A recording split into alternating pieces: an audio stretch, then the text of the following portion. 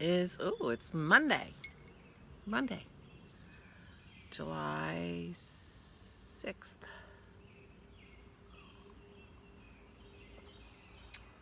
My first sip of coffee. Good morning. Hope you're having a wonderful day.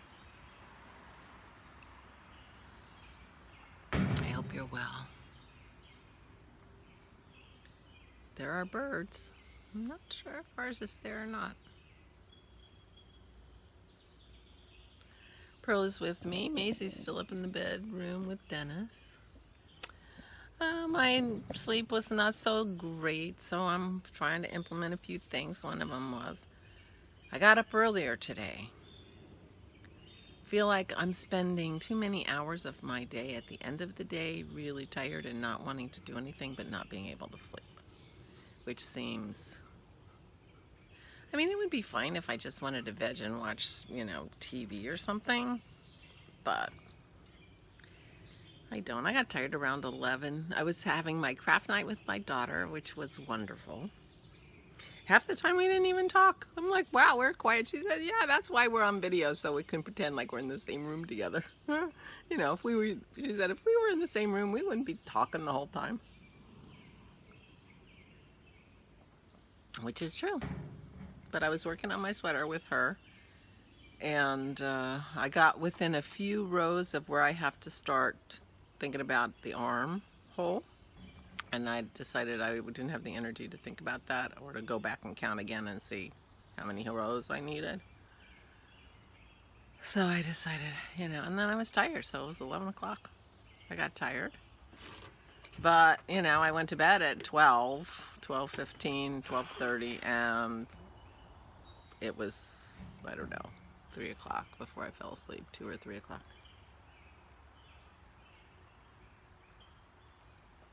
So that's a ridiculous amount of time to be tired but not sleeping. So I'm going to work on my plan with Otto's suggestions and other things I'm thinking about. And one of the things I want to do, Otto suggested a regular wake up at the same time every morning. And I need to figure out what time that is. So I was awake before I usually get up, so I just decided to get up. So I thought I would talk to you for a little while, and then I'll make Dennis some tea. I only got up, we've been getting up around 9:30. I got up at 8:45, so it wasn't hugely early, but it was a little earlier. And I'll get up earlier than that tomorrow. Maybe I'll set my alarm. Maybe I'll fix my alarm so it'll actually go off this time, and maybe I'll just set it for 8 and spend the next couple days moving my time a little earlier. 8 o'clock is a good time to get up in the morning. 7:30 would be a good time to get up in the morning. I need to think about what time I really want to go to bed and, whatever. But anyway, I'm trying to implement a plan. 3 minutes talking about I didn't sleep well. Right, puppy? Boy, yeah.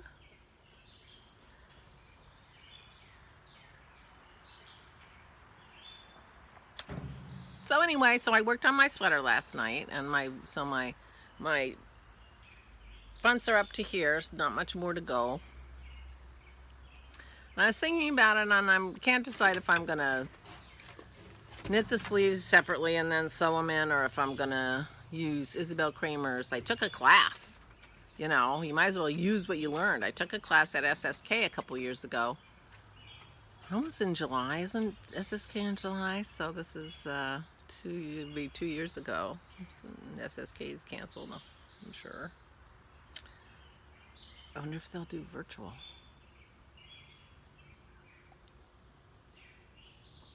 It's a shame. So many things are canceled. But I took a class from Isabel Kramer on how to do a set-in sleeve. If you have a armhole, you can how to do the set-in sleeve, how to make the calculations about exactly how many stitches to pick up in what area of the sleeve, and how to knit a set-in sleeve.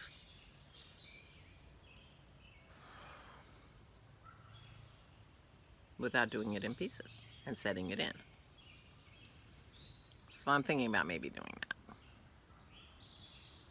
And I got an email from Blueprint saying that they are being, I should have printed it out, saying they are being bought by somebody, and the somebody is going to maintain their website and maintain their library, and that I'll continue to have access to my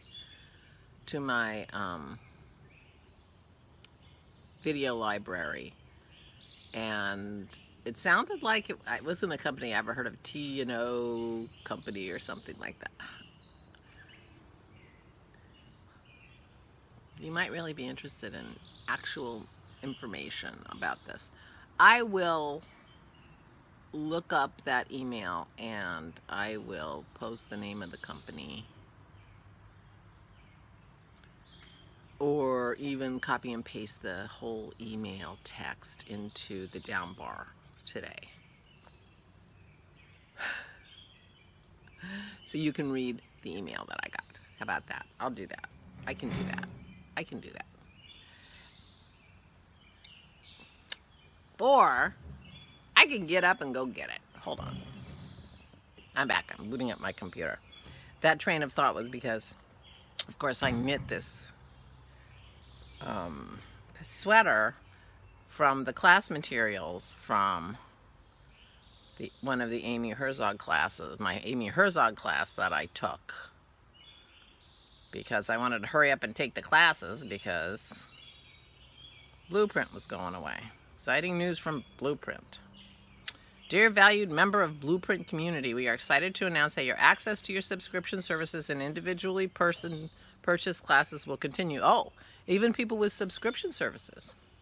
Your access, in addition to classes, your access to course materials and patterns will continue. Our friends at TN Marketing have acquired certain assets of the Blueprint business, and the Blueprint and TN teams are working together to ensure a smooth transition. As part of the transition, TN Marketing has agreed to honor previous customer purchases for classes and subscriptions and will preserve your access to Blueprint content. The Craftsy Blueprint team have spent, Craftsy/Blueprint team have spent, wouldn't it be has? The last decade working to build the world's best learning content and community. We are confident that TN Marketing will continue this legacy and feel that their customer-centric approach, deep understanding of content and hobbies, and technical acumen make them uniquely positioned to do so. Blah, blah, blah, blah, blah. I'd like to introduce Cal Franklin, CEO of TN Marketing. Hi, I'm Cal Franklin, CEO of TN Marketing and the new CEO of the wonderful Blueprint community. We're eager to serve you with new and exciting content. So they're going to, sounds like they're going to be doing it. So that's good. And just as importantly, keep the subscriptions and classes you purchased over the years available for you to enjoy. The TN Marketing and Blueprint community combined will now represent over 3.5 million hobbyists with over 17 million crafting classes sold, and will continue on as the leader in the crafts and hobby education space. Well, I didn't know that TN Marketing was the leader in the craft and education space. So, anyway, TN Marketing is now taking over Craftsy. Here, let me fix my chair. And anyway, apparently I will continue to have access, to my classes, which is good. That segue was because of my sweater was from my class, which is good because I don't want to do brioche at the moment. And I have a brioche class from Nancy Marchand, which I want to have available to me when I'm ready to do brioche. The sun's coming and I'm having funny glare, so I'll take my glary glasses off. So anyway, that's my big news.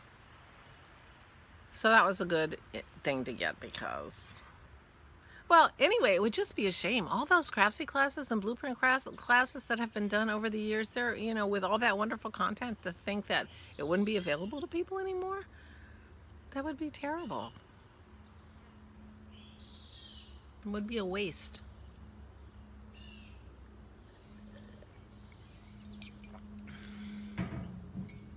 So anyway, so I'm getting excited about where my sweater is headed. So I will be working on my fronts again. One of these days I'll finish the fronts and be able to, you know, block them a little bit, lay them out, wet them, wash them and lay them out, and then. But last night while I was talking to Christy, I did count the rows to make sure I have exactly the same number of rows underneath the arms before I start the arm shaping on the fronts. Because I'm going to have to sew those babies together and I want them to match. It looks like they will. So, we were supposed to go visit and play cards with my in-laws last night, and dogs were going to go. We had this whole plan, and then we get a call from my mother-in-law about an hour before we were even thinking about leaving. Can you come now? We got water pouring out underneath the house. They live in a mobile home. I'm like, okay, we're coming, but we're not bringing the dogs. Okay, we rush over there.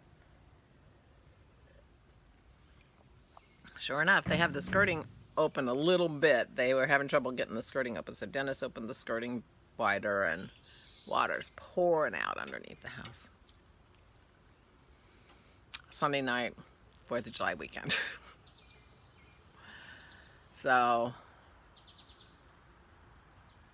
we were looking at plumbers, called Roto-Rooter. They say 24-hour service. 24-hour emergency service. I don't know what they think 24-hour emergency service means. Maybe they think if somebody answers their phone, that's what counts. Because they weren't going to come till this morning between 8 and noon. And the water is just pouring out underneath their house. And they are not on a well. Because that would be easy. You could turn off the well. So, you know, this is like water they're going to pay for. So I keep looking for a local guy and find a local guy and call him. And he says, well, you know, I can come and look. I'll see. Turns out he's the husband of the woman. My mother-in-law found this cleaning service. 3 Amish ladies and an English woman. And she runs that business. So it was the husband of our cleaning ladies company. That we haven't had in a few months. In fact, I forgot to send her check for June. But I will do that today. But anyway, it was so nice. You know, it's like Christman Plumbing. I said, is Laurie your wife? Yes, that's fine. Okay. So anyway, he was very nice. He figured out what the problem was. And he was able to cap off the problem. It was right around the spigot that went to the outside. So he capped it off so they can't use that spigot, but the water stopped running. And he said he'd come back later in the week and fix that so that they could use that spigot. But he just came and did it. Well, he didn't have the parts, and so he was able to do something. I don't remember if the water was shut off or not, but he was right sitting down to dinner when we called. He came from his dinner on Sunday night.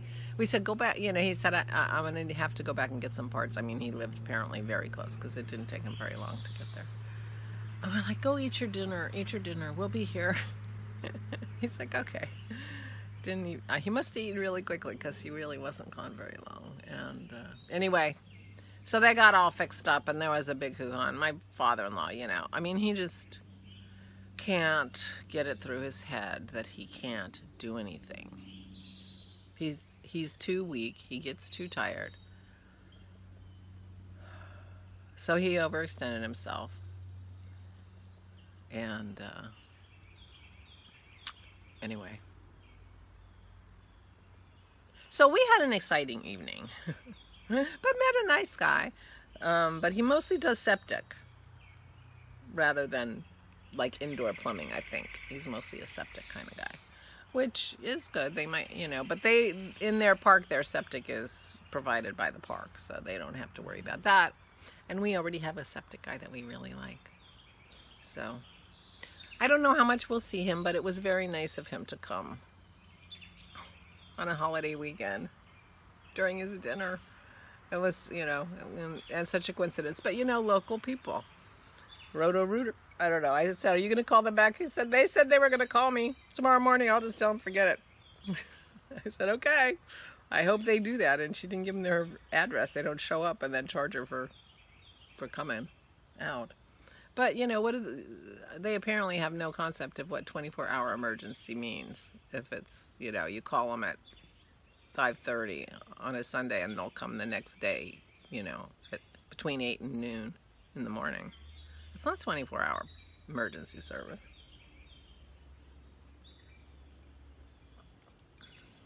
But somebody answered the phone. Maybe that counts. I don't know. Anyway, we just picked him because it said 24-hour emergency service. Turns out it wasn't. And the guy we called didn't say that. It just said he was in Honeybrook. I said, well, let me find the phone number and just see. So we got lucky. Anyway, so we did not play cards. But they no longer have water pouring out underneath their house. And so we left the skirting open so that it could evaporate some of the water under there. And he'll come back in a couple days when, you know, I guess he's pretty busy. I guess a lot of things have been going wrong with septic systems in our area. I don't know if you're interested in this. But, you know, people don't take care of their septic system. We were one of those people. We had to have a major septic work done about 2 years ago. We've been in this house. We moved in 2001. So we've been in this house. We bought this house 19 years ago. Moved in September. September 12th, 2001. And so we never did anything with our septic for 17 years. We never had septic before. We didn't have it cleaned out. We didn't have anything. We didn't do anything with it. But then we realized we had a big problem. We had like a bog in our front yard. Well, it turns out that several years prior, we had some tree work done, and our tree guy had a cherry picker, and he was taking it all over the yard. And apparently, he crushed the box that's part of our septic system that flows the water out and out into the drainage field, which is our front yard, and crushed that box, and so the water was only going out one part of the drainage field, and most of it was actually staying around the septic tank, which explained why our basement always got so wet, because the ground around our house was always soaked. So anyway, we had to have septic work, which is how we know we have a septic guy that we like.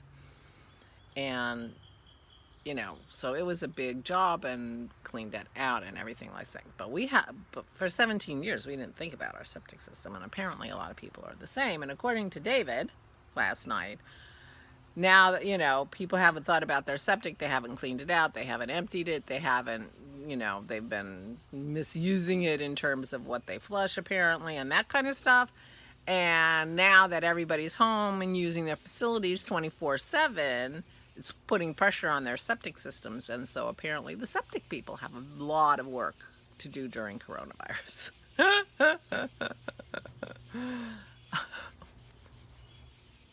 I'm sure you really wanted to know all about that. But anyway, it's interesting to me. I mean, I'm just really fascinated by the side effects and the unintended consequences of this corona lockdown. And, you know, I mean, it's shown people all kinds of things, and some of them have been wonderful. I mean, people have reconnected with their families. People realized how much time they have spent. I just heard an article about, you know, people's rethinking what are they doing, what are their jobs. You know, they think they have big important jobs, and of course during coronavirus we figured out whose jobs are really important. And, you know, they're taking a look at what they're doing with their lives and realizing that what they're doing is kind of, you know, pointless. And maybe doing some reevaluating about what they do for a living and the value of it in society, and the, you know, which I think is really fascinating and a good thing. I mean, we have way too many finance people and bankers, in my opinion. Oh, don't get me started with bankers. When I grew up, bankers were conservative people, conservative money managers, and I worked in banks and for quite a while after my first husband and I got married. I worked in banks until Christy was going into kindergarten. So I worked in banks for quite a while. I was a teller, or I worked in the back office of a small bank. And, you know, it was a small bank, so when we gave a mortgage, we held the mortgage. So we checked people's credit and, you know, that kind of stuff. We were like a real bank. They're not that way anymore. Now they just take the money for processing the mortgage and sell it on, and, you know, so everything's completely changed. But back in the olden days, bankers were conservative, fiscally conservative people. And you could go to the bank and they would tell you, no, you can't afford this. You can only afford a mortgage of this amount because this is your income and this is how you're supposed to live your, you know, do this financially. So this is how much mortgage will give you. They don't do that anymore. So when, you know, so everything changed in the banking industry, and then it became finance. And the thing that struck me is when you know, the downturn came and things got tough, and the young hotshot poker players, when the young hotshot poker players decided they needed to get a real job. These are guys who gamble for a living. Very smart guys. Very smart guys. They're figuring out the math and doing, you know, all the stuff about poker. And they're playing poker, you know, they're not gambling, you know. They're working on this as a job, doing the work. And when they decide it's time for them to go get a real job, they go into finance. These are gamblers. I just said it wasn't gambling. It is gambling. But, you know, they're doing it, you know, it's not, poker is not a game of chance. It is gambling. So these are gamblers. These are gamblers. Smart, young, hotshot, adrenaline junkie, gambler kids in their early 20s who decide they're going to go out in the real world and get a real job, and guess what they do? They go into finance. What's wrong with this picture? Anyway, there's another rant for you.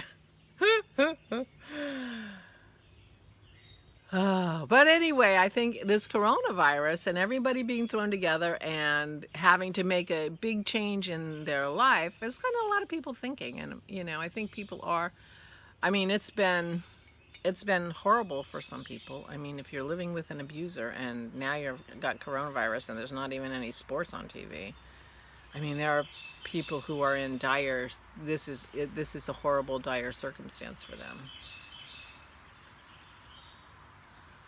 It's even horrible to think about, you know. Well, and I was telling you how lucky I am, who I'm corona hermiting with, you know, a wonderful man. And anyway, it's got a lot of people reevaluating and changing what they're doing. And apparently it's stressing their septic system, which is, there's our bird, which is what started this. Someone asked me, it's a house finch. Our bird is a house finch. Dennis still can't see anything in that nest, so I don't know. And I haven't seen them going in and out of the nest very much lately. They're around, but not fussing with the nest anymore, so I don't know what they were doing. Very weird. Anyway, that was our big adventure yesterday, was getting the water, helping get the water from running underneath the house over at the in-laws. And then I had my craft night with my daughter, and Rich and Christy are doing well. She's got a conference in Leeds, England this week, but it's virtual this year and free. So she's very excited. She just has to make sure that she's not missing her sessions because of the time difference. She's also teaching a class in July. So she's busy. And I got to talk to her, and that was really lovely. I need to call my parents. I should do that. And I have a friend I haven't talked to in a really long time that I'm feeling like I need to call. And maybe I'll do that, because I've been saying that to myself for the last 3 weeks or 6 weeks. I'm not a good friend. I'm not a good communicating friend. You know, I'm terrible about like calling people on the phone or even emailing, you know. I don't have email correspondences. I do a video. That's what I do. Anyway, she hadn't called me either, so she and I are in the same boat. And when you get two people that are like that, they don't talk much. And it's fine. It's not like she's sitting there fuming because I haven't contacted her. I'm guarantee you. She's going to say, oh, I've been thinking about calling you. I'm sure. So, anyway. No plan for today other than walk the dog, and I'm sure I'm going to be working on my front of my sweater, and probably do a little EverQuest with Dennis, and the day will pass as they do. It's already Monday again. I hear a quiet woodpecker over there, so I don't know, maybe it's not a woodpecker. Somebody's pecking. Okay, well, I need to go start Dennis's tea and stop ranting, and I will talk to you later. I'll talk to you tomorrow, because that's how I do it. I sit down and talk about yesterday, prophesize about the day, and just leave it at that. But that was good news from Blueprint. So if you have, it sounds like if you paid for streaming, you can continue to do that too, which is nice, because that gives you access to lots of different classes. And and this is the time, you would think that Corona lockdown would be the perfect time for people to be taking classes, and they can't make money now. When the heck are they going to be able to? That's what I say. Oh well. Anyway, I will see you tomorrow. Talk to you tomorrow. And please stay healthy. Please be careful. Please, because it sounds like a really horrible disease, and I don't want you to get it. Please don't do that. Stay safe and stay sane. Bye-bye.